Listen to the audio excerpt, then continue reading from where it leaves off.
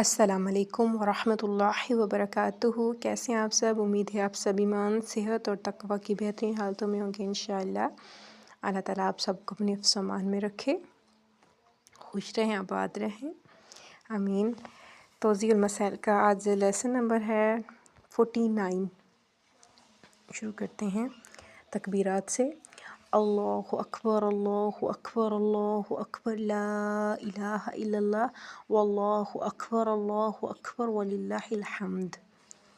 رب اشرح لی صدری ویسر لی امری واحلل عقدۃ من لسانی یفقہوا قولی۔ غسل جبیرہ کے احکام اور اس کے شرائط۔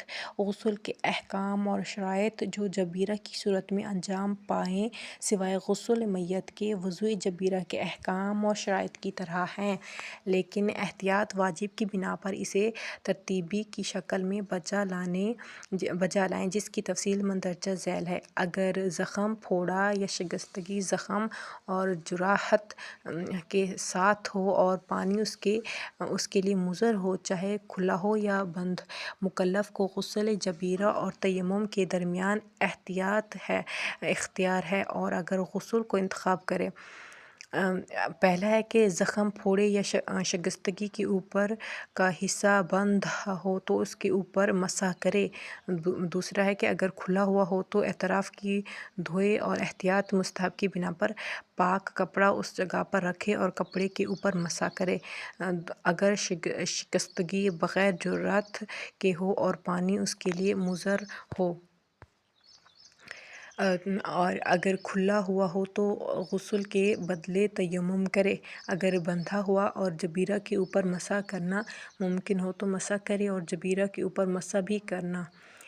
اگر بندھا ہوا اور جبیرہ کے اوپر مسح کرنا ممکن نہ ہو تو اگر جبیرہ اعضائے تیمم کے علاوہ ہے تو تیمم کرے، اور اگر تیمم اعضائے تیمم پر ہو تو احتیاط واجب کی بنا پر غسل جبیرہ والی جگہ کو مسح کیے بغیر تیمم بھی کرے۔ اگر میت کے بدن میں ظاہری جلد تک پانی پہنچنے میں کوئی موجودہ چیز منع ہو تو ممکنہ صورت میں اس کو برطرف کرنا چاہیے، اور اگر اس کو برطرف کرنا ممکن نہ ہو یا حد سے زیادہ سختی رکھتا ہو تو قابل تحمل نہیں ہے تو واجب ہے میت کو تیمم کرایا جائے۔ اگرچہ احتیاط مستحب ہے، تیمم کے علاوہ میت کو احتیاطاً غسل بھی دیں، بالخصوص اگر میت کے بدن پر جمعہ موجود ہے اور اسے برطرف کرنا ممکن نہیں ہے۔ جز ہے، قابل ذکر ہے جو کچھ ذکر کیا گیا ہے اس صورت میں ہے جب منع اعضائے تیمم پر نہ ہوں، ورنہ واجب ہے میت کو غسل بھی دیں اور تیمم بھی کرائیں، اور ایسی صورت میں میت کو غسل دیتے وقت احتیاط واجب کی بنا پر ممکنہ صورت میں وضو یا غسل جبیرہ کی طرف میت کے بدن پر موجودہ منع پر اسے خشک کرنے کے بعد مسح کریں۔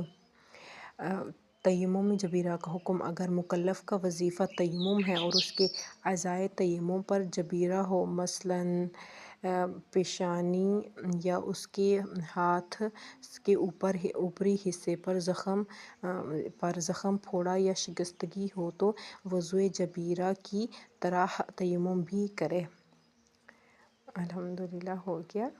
سبحانک اللہم و بحمدک، نشہد ان لا الہ الا انت، نستغفرک و نتوب الیک۔ السلام علیکم ورحمۃ اللہ وبرکاتہ۔